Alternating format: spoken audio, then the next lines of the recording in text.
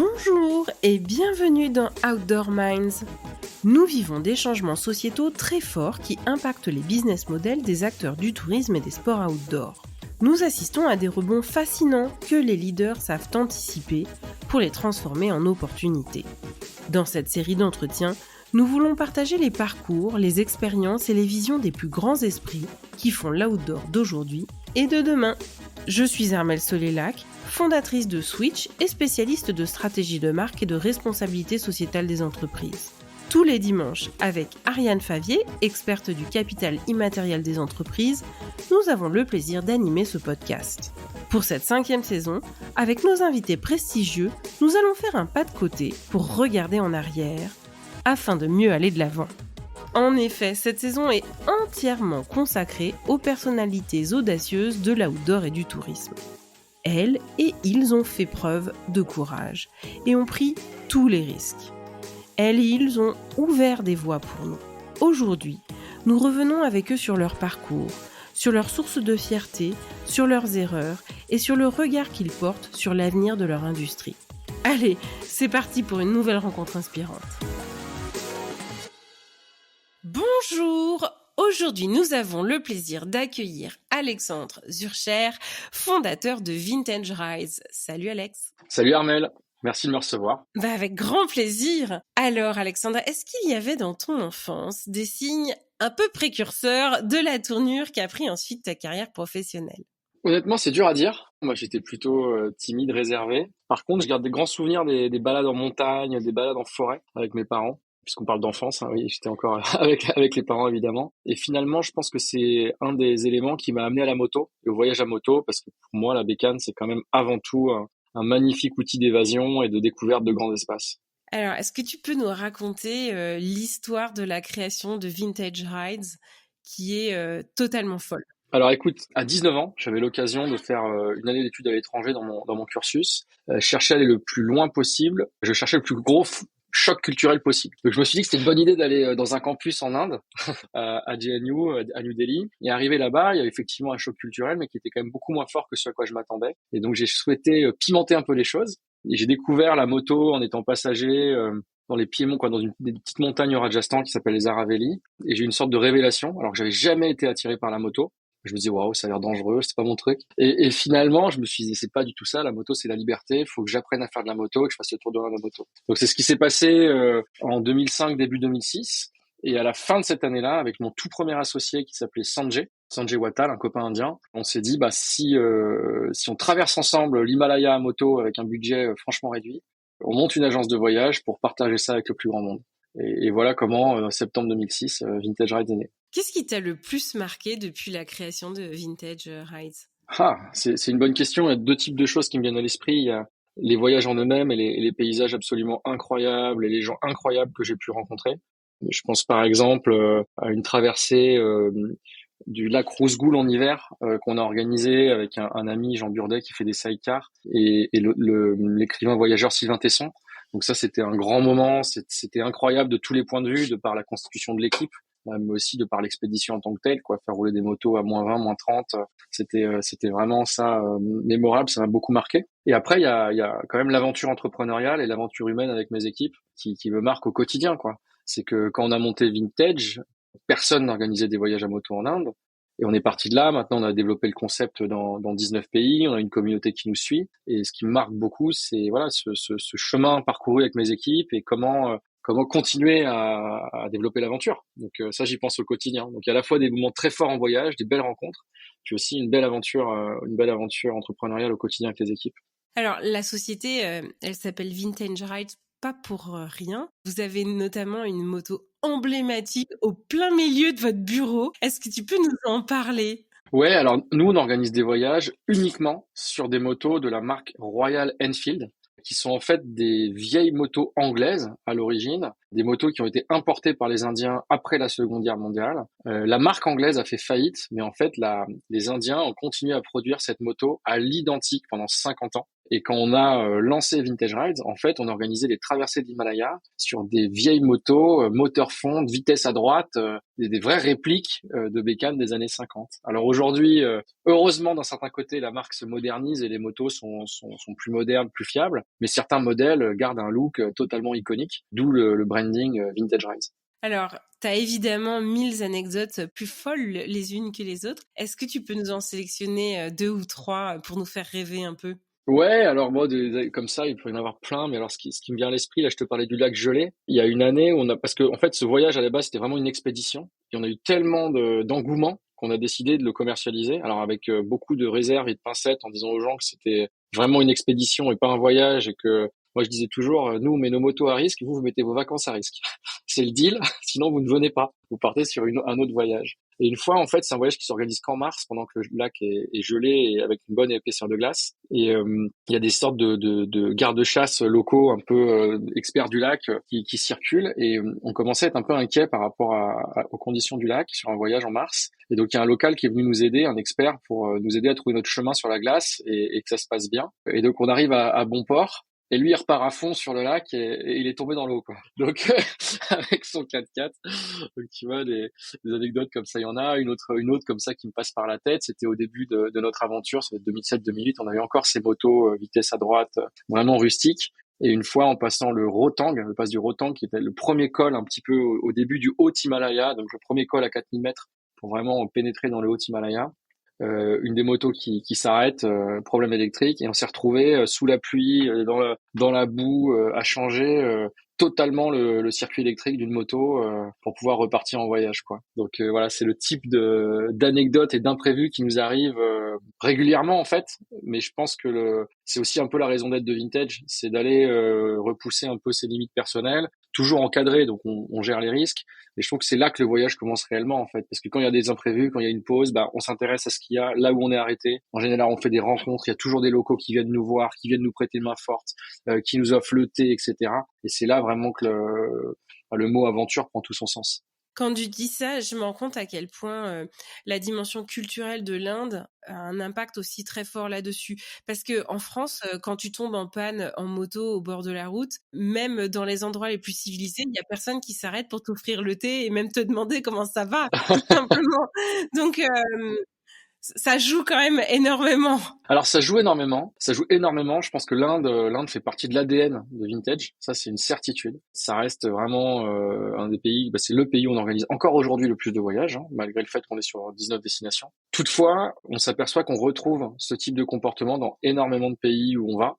Alors effectivement, plus dans les pays en voie de développement, ce qui est étonnant d'une certaine manière, mais en Asie, en Afrique, on a vraiment cette culture de l'entraide qui est extrêmement forte. Après, en France, il faut quand même dire qu'un motard qui tombe en carafe sur le côté de la route trouve en général un autre motard qui va s'arrêter pour l'aider. C'est aussi ça que j'ai découvert avec la moto, c'est une super communauté avec des belles valeurs d'entraide. C'est vrai. Alors, si tu regardes ton parcours, quelle a été selon toi ta plus grosse erreur et qu'est-ce que tu en retiens?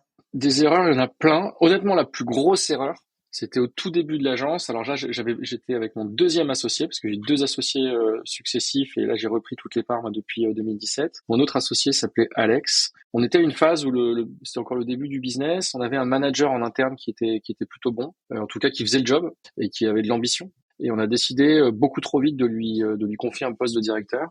Et on a assez vite réalisé que ça pouvait pas le faire. En tout cas que voilà, il avait pas forcément les cartes ou les armes qu'on attendait. Et ça s'est très mal terminé. Il est parti dans de très mauvaises conditions.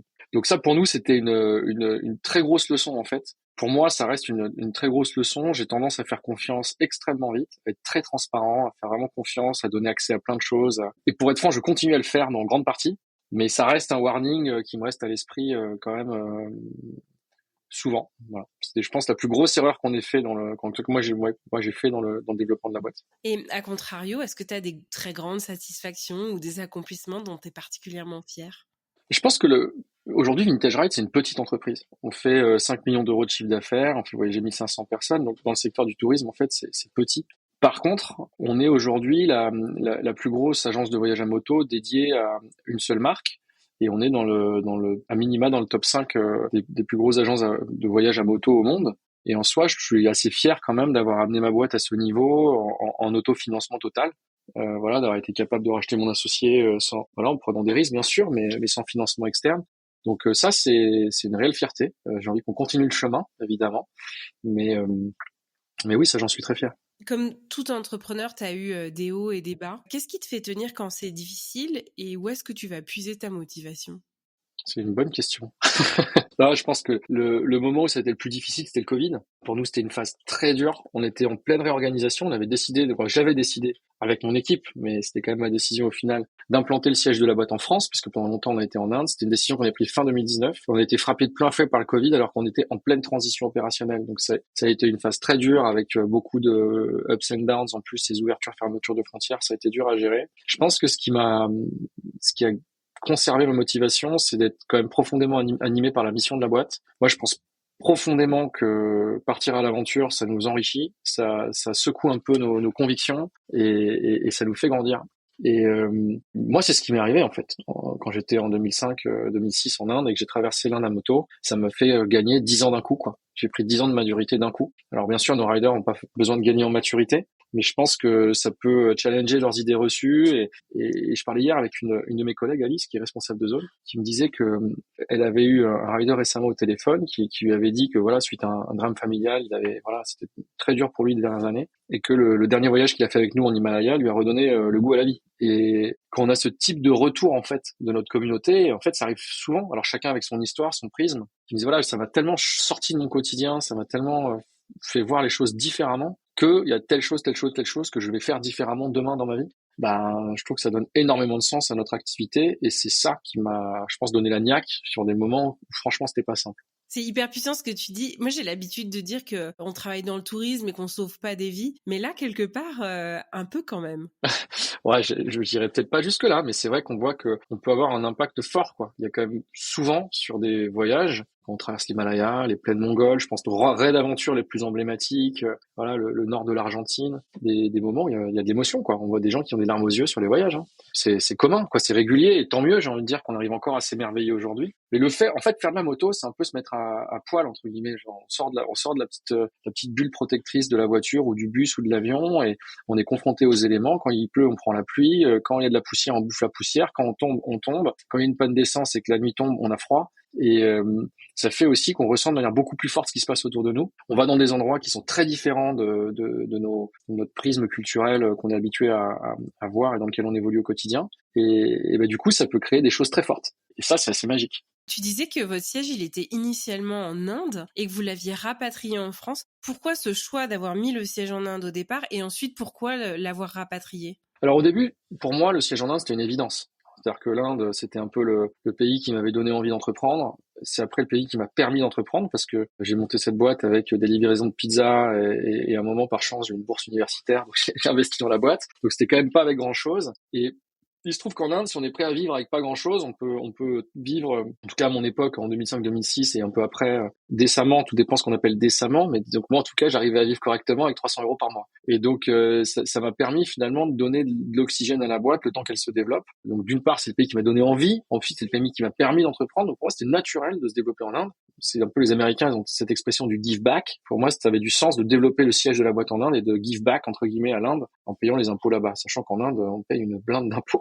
C'est pas du tout un paradis fiscal, loin de là. Et en fait, au fur et à mesure du développement de l'agence, j'ai commencé à trouver très dur de scaler le business en Inde. On a développé des filiales internationales parce qu'on s'est développé en Thaïlande, en Mongolie, dans un premier temps, et qu'on commençait à avoir cette empreinte géographique sur l'Asie. Je me suis dit, on commence à avoir beaucoup de monde en Inde pour gérer ça, et ça devenait donc difficile d'un point de vue managérial. Et d'un autre côté, l'Inde est quand même un pays complexe, avec des normes très lourdes, très complexes, et parfois contradictoires. Et nous, en tant qu'étrangers, quoi, moi en tout cas, je voulais respecter toutes les normes, à la lettre, et c'est pas forcément possible. Et à un moment, je me suis dit bon là, pour scaler, ça va être compliqué, donc quitte à opérer ailleurs, autant opérer là où il y a l'essentiel de notre communauté, c'est-à-dire la France. Bon, je suis juriste en France, on a aussi nos petites contradictions, hein, je te rassure.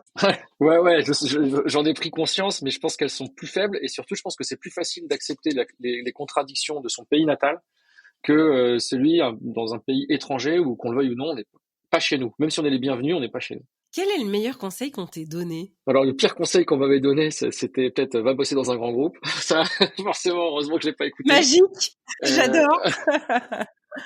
Pareil, va lever des fonds, ça pareil, tu vois. Je pense que c'était pas le meilleur des conseils. Heureusement que je l'ai pas fait, en tout cas pour l'instant, tu vois, sur le démarrage. Meilleur conseil qu'on m'ait donné, non, mais c'est le fait.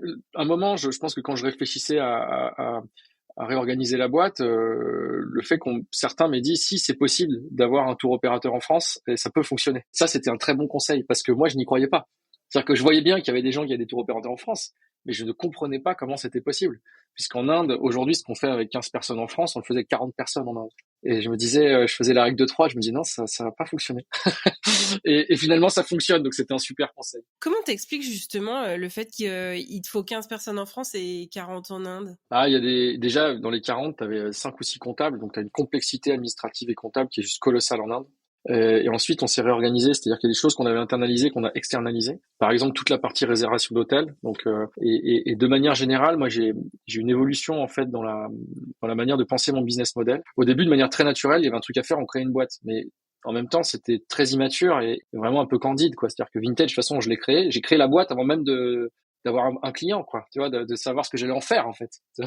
Donc, j'étais un peu resté dans cette approche, on veut aller dans un pays, on se renseigne sur comment créer une boîte. Et en fait, avec le recul, je me suis dit, par rapport au volume qu'on a, c'est beaucoup plus malin de chercher à tisser des partenariats stratégiques, quitte à les aider financièrement et à investir de l'énergie et des ressources dedans, plutôt que d'aller monter des structures. Et ça, je pense que ça a été un élément déterminant qui nous a permis de gagner vraiment en productivité, donc en chiffre d'affaires par tête, en passant de l'Inde à la France. La France est quand même plus simple que l'Inde. Voilà, ça c'est clair. Et deux, on a simplifié notre business model. Et trois, les ressources, les talents sont quand même mieux formés en France qu'en Inde. De manière, en moyenne, en Inde, c'est tellement contradictoire et tellement riche, il y a tout et son contraire. Des gens qui sont très mal formés, des gens qui sont juste brillantissimes. Mais disons que la personne moyenne qu'on peut recruter en Inde sur ce type de métier va être mieux formée en France qu'en Inde. T'es le seul entrepreneur que j'ai interviewé sur les 100 dernières interviews qui m'a dit littéralement que c'était plus simple en France. Ah bon? Eh ben, écoute. C'est une première. Eh ben, tant mieux, tant mieux. Ils se rendent pas compte de la chance qu'on a. Et toi, quel est le meilleur conseil que t'aies donné? Ça dépend à qui ça aurait rendu service. Non, mais de manière générale, moi, quand on me demande un conseil, c'est toujours d'y aller, de foncer, quoi. Finalement, de suivre sa passion, donner une chance à sa passion, à son instinct, et d'y aller à fond, parce qu'en fait, je trouve que le temps passe vite, et je pense qu'on peut regretter de pas avoir tout tenté. Par contre, on peut pas regretter d'avoir tout donné et que ça fonctionne pas comme prévu, quoi. Donc, moi, j'ai plein d'idées, je lance plein de trucs, parfois trop, parfois je me plante, mais au moins j'ai essayé, quoi. Est-ce que tu as l'impression que les choses ont beaucoup évolué ces 10 dernières années dans le secteur du tourisme? Et si c'est le cas, quels sont les changements qui t'ont le plus marqué? Je pense que le Covid a forcément énormément secoué le secteur. Ça, c'est une certitude. Il y a différentes choses. Donc, il y a déjà le sujet du Covid et de la perception de l'enjeu climatique. Je pense qu'il nous a tous énormément secoués. Il y a une prise de conscience graduelle sur les 10 dernières années avec quelques acteurs leaders. Je pense notamment à Double Sens qui faisait de la captation totale de leurs émissions des émissions de CO2 de leurs voyageurs et des leurs. Mais le gros du sujet, c'est les voyageurs. Et aujourd'hui, c'est un sujet dont on est de plus en plus conscient et dont on parle de plus en plus et c'est très bien, même si c'est très complexe. Parce que par essence, à partir du moment où on prend l'avion, c'est une activité très polluante. Faut pas se cacher, le gros du sujet, c'est l'avion. Donc ça, je pense qu'il y a une vraie prise de conscience, ça m'a vraiment marqué. Ensuite, je pense que là, sur le post-Covid, il y a aussi, mais ça, c'est comme tout secteur, il y a toutes les équipes sont rentrées dans un gros shaker. Les équipes sont pas mal dans une espèce de remise en question générale sur à quoi ils aspirent vraiment, pourquoi ils font tel métier, qu'est-ce qu'ils veulent dans leur métier, est-ce qu'ils veulent bosser au bureau, est-ce qu'ils veulent bosser de chez eux, est-ce qu'ils veulent voyager, est-ce qu'ils veulent pas, etc., etc. Donc ça, je pense qu'il y a une grosse remise en question globale de la part des équipes qui, du coup, secouent le secteur. Ça, c'est une certitude aussi. Et après, peut-être à tort, mais j'ai quand même le sentiment qu'on est un peu revenu de ce côté désintermédiation hyper à la mode dans le secteur. C'est-à-dire qu'il y a 10 ans, voire il y a 15 ans, c'était de toute façon Internet est arrivé, donc tous les acteurs traditionnels vont mourir, quoi. Puis 15 ans plus tard, on voit que les acteurs traditionnels sont toujours là, et on voit que des acteurs qui sont présentés comme des gens qui désintermédient le marché, comme les plateformes de mise en relation, typiquement comme Evaneos, qui a un magnifique succès. Oui, c'est un magnifique succès, mais finalement, Evaneos réintermédie le marché, puisque ça crée finalement un nouvel intermédiaire par rapport à des agences locales qui vendent en direct. Donc, je pense que de ce côté-là, en fait, ce qui me fait sourire, c'est qu'il y a eu tout un cercle un peu, j'ai l'impression. Donc, c'est finalement assez indien. On en est revenu au point de départ et comme quoi chaque révolution n'est pas forcément définitive. On en profite pour passer un petit coucou à Samy Devaneos, qui est membre du TOC, The Outdoor Connection, dont on fait partie tous les deux. Tu parles du Covid et du coup, nécessairement, j'ai envie de te poser la question. Comment vous avez fait, sachant que vous êtes une petite start-up à ce moment-là dans le tourisme? J'imagine que vous aviez certainement des voyageurs sur le terrain. On se retrouve au 20 mars, au 15 ou 20 mars 2020. C'est quoi ta première réaction, ton premier move en tant que chef d'entreprise, et comment vous avez géré les mois qui ont suivi? Alors écoute, pour les gens qui étaient sur le terrain, on commençait à le voir venir. On avait commencé à contacter un peu nos tour leaders, contacter nos groupes en direct en leur disant bon, est-ce que vous êtes sûr que vous voulez rester sur la route? Est-ce que vous voulez pas qu'on abrège le voyage, etc. Et dans la globalité, ça a été extrêmement bien géré par mon équipe commerciale et support. Donc ça, c'était vraiment très qualitatif. Personne n'est vraiment resté coincé trop longtemps. Donc ça, c'était très bien. Deuxième chose, c'est dès que j'ai compris qu'on allait être confiné, etc. J'ai présenté en fait les chiffres de l'entreprise à l'équipe. Moi, je suis très transparent, donc je le fais souvent. Là, je leur ai dit voilà, écoutez, on attend sur le compte en banque. On a une transition à faire. Voilà ce qui va se passer. Donc pour les équipes indiennes, je crois qu'on a assez vite divisé par deux le temps de travail et les salaires de l'équipe, parce qu'il y a aucune aide en Inde et on devait être très prudent. Pour les équipes françaises, je crois qu'on avait activé une 50% de chômage partiel pour commencer à voir venir. Et après, on a piloté au jour le jour. Au jour le jour. Ce qui a été difficile, c'était de devoir accélérer en fait de manière extrêmement forte notre transition sur Lyon, puisque l'Inde devenait très très très coûteuse, sans chiffre d'affaires et sans aucune aide. Donc ça nous a forcé en fait à accélérer les transitions, et on a eu une partie de perte de connaissances et de perte de réflexes, puisque dans le plan de transition d'origine, on devait passer on était encore une grosse trentaine de personnes en 2019 à New Delhi, à 18 à Lyon, et on devait en garder 12 à New Delhi. Et au pic du Covid, on s'est retrouvé 6 à Lyon et 0 à New Delhi, en bout de chaîne. Parce que, au fur et à mesure, sur l'Inde, on a au début passé l'équipe à 50%. Et puis après qu'on a vu que ça durait, on s'est dit mieux vaut faire entre guillemets un plan de départ à la française. On peut vraiment accompagner les départs, faciliter le départ des gens et que tout le monde parte avec un chèque et qu'on se réorganise, plutôt que d'attendre que ce soit trop tard, vu qu'on avait juste aucune visibilité, quoi. Et ce qui est assez rigolo, c'est pas trop le terme, mais positif, on va dire, c'est que tous les collaborateurs ont trouvé du travail. Donc finalement, ils ont gagné de l'argent, ils ont retrouvé du boulot, donc ils n'étaient pas mécontents. Que tous ceux qui étaient vraiment clés pour nous, les équipes terrain, aujourd'hui bossent en freelance avec nous, ils sont ravis, ils sont très bien payés la journée, ils sont contents. Et nous, finalement, on n'a plus de structure sur place et c'est beaucoup plus léger et beaucoup plus fluide. Et on arrive à bosser aussi bien avec des partenaires fidélisés et de confiance qu'avec notre ancienne structure. Peut-être du fait qu'on a une structure pendant si longtemps, c'est probable, mais on a gardé finalement notre ancrage et nos racines et nos forces sur la destination. Donc voilà, ça a été incrémental, quoi. Moi j'ai joué la transparence totale avec les équipes, puis après on a réagi au jour le jour. Tout à l'heure, je te posais la question des meilleurs conseils. Est-ce que tu aurais un conseil pour un entrepreneur qui aimerait se lancer sur le marché indien? Waouh, ça dépend sur quel business. Honnêtement, le marché indien, c'est extrêmement compliqué. C'est deux choses, c'est opérer des tours en Inde pour des Français, donc la destination Inde. Dans le secteur du tourisme d'une manière générale, qu'est-ce qu'il faut savoir pour faire du business avec les Indiens? Je pense que c'est beaucoup dans l'humain. Les Indiens, ça marche beaucoup dans l'humain. Faut y aller, faut se déplacer, faut les rencontrer. Je pense qu'il faut créer un rapport personnel. Notamment si on parle de tisser un partenariat avec un nouveau DMC, etc. Je pense que c'est vraiment tisser un rapport personnel et mettre un peu de soi dans l'échange et dans la relation. Ça, je pense que c'est très important. Le deuxième point, c'est beaucoup d'humain. Donc ça, c'est le gant de velours, mais il faut pas oublier la main de fer à l'intérieur. Être très rigoureux sur les procédures de contrôle, parce que la rigueur n'est pas la première force de l'entreprise moyenne en Inde. Et donc, c'est très important d'avoir quand même des bons outils de contrôle et des bons checks de points de passage pour être sûr d'avoir la qualité de service au rendez-vous. Ça, c'est aussi très important. Après, si tu me demandes pour se lancer en Inde à destination de la clientèle indienne, ce qui est pour moi le marché indien, j'ai que des mauvais conseils parce que je me suis planté plusieurs fois. Donc, non, je trouve ça très dur de réussir à rentrer sur le marché indien en tant que Français. Vraiment très dur.